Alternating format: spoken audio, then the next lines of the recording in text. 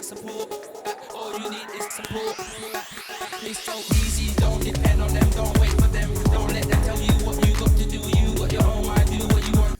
Good morning, good afternoon, good evening, wherever you're watching this video in the world.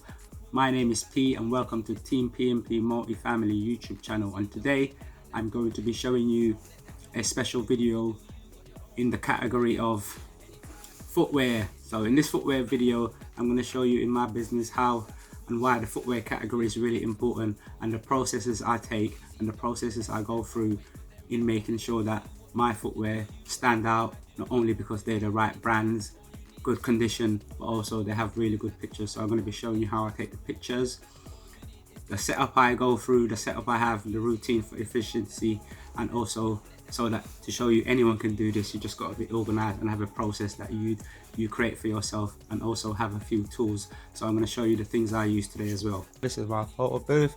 I've got a white background that I used to do my flat day background, and then I've got a PVC white background. And today I'm going to be taking footwear, and I've already done some prep, so I've got all the footwears you've seen and some that you haven't seen. So the one that you haven't seen before is this Ben Sherman. If you can get in there, there you go, focus. Ben Sherman size 12s leather suede boots, and these kids Crocs, and they are, I think, size 2 if I'm not mistaken. Let's have a look. Or size 3, size 2, the junior. And yeah, all the others you've seen before, like the Clarks, Trinix, Delta Air Force, the Pace, Adidas Pace, Nike Air Force Ones, and oh yeah, you haven't seen these Adidas as well, NX something, I can't remember off the top of my head right now.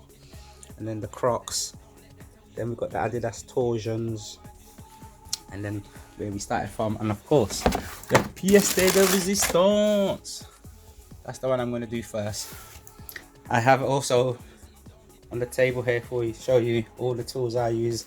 These are called shoe trees, and I've got all different sizes depending what kind of shoe. So for kids ones or women's one, then I've got men's ones as well, and then I've got my little platform so that I can elevate one of the footwear on the second one so that it has an elevation. Sometimes I might use two. These are just sellotape rolls that I've put the sellotape holder when you get like 12 in a pack and stuff like that, and then I've created my own stand for it, and I'll show you how I use that as I take my pictures. And then over here I've got some spare laces, more polishing solutions and polishing stuff, and pretty much over here the same as well. And that's just a bag where I keep all my bits and bobs. And I'm going to show you how I take my photos. So for example, with the first one, the stand, man will figure out what shoe tree I need. I think for the Jordans I'm going to go with this shoe tree. I think this shoe tree will be much better to use. So then depends. This one I don't need a shoe tree because it's so fresh. It's even got all the packaging that came with these kicks. That's so unreal. That's right, big up Doug. I got a comment in the comment section, so please keep giving us comments about the items you see in the videos, and even if you like any of the items, the link is in the description. You can always go to our store and help support us by making your purchase. So if you want even like these ones and any other things you see, or just in general you want to see the kind of stock that I have in my store, please hit the link in the description and it will take you directly to my eBay store. So then I believe these don't need shoe trees, so then I don't lace them up, I just tuck them in, get them profiling really nice, and then they will go like so. So then they got that elevation, you see, and then that's just part one. Then part two, you get the second profiling good as well, and then bam, give you a better view. Then you have them like that. That's how you take your first shot. So then I can film and take my photo. So then after taking it this side, flip them round to the other side and go left to right, front, back, up, down, left, right, swing it all about, and basically take as many different pictures as you can. Take as many pictures as you can, and always try and make sure you always get the footwear profiling where it really highlights the best features of the footwear. And then you just carry on. Then the next one would be this one, back, take that, flip them up like so they get a good bird's eye view all round. Take a picture of the back or the sole. You can see these are fresh. I wouldn't say mint fresh, but they are really fresh, still box fresh. You do the insides, so you show the footwear and then the size. These are UK size 10, Europe 45, and so on. You get that picture, and then you can take some extra pictures like so. Do one up, do one down. You can mix it all up, but I take about 8 to 12 pictures per item, because this one is a brand new one. There's no fault, so I wouldn't need to take the picture of the fault. But if there was a fault,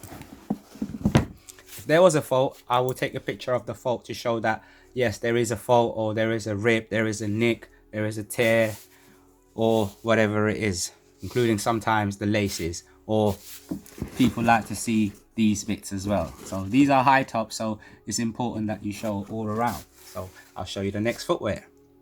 And the next trainer, the next footwear is these Nike Air Delta Forces. So these, as I give you a closer look, you can see it's got some faults and that. So like for example there, I will take that picture.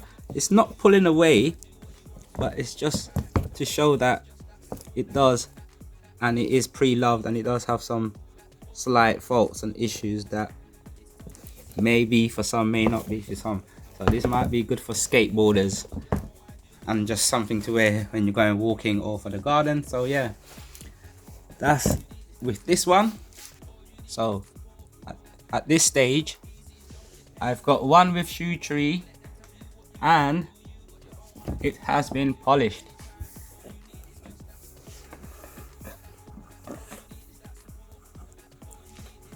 That's the one that's been polished, and here we have the one that has not been polished, and you can see the difference. It's not been polished and it hasn't got a shoe tree. So there you go, I'll give you a close-up.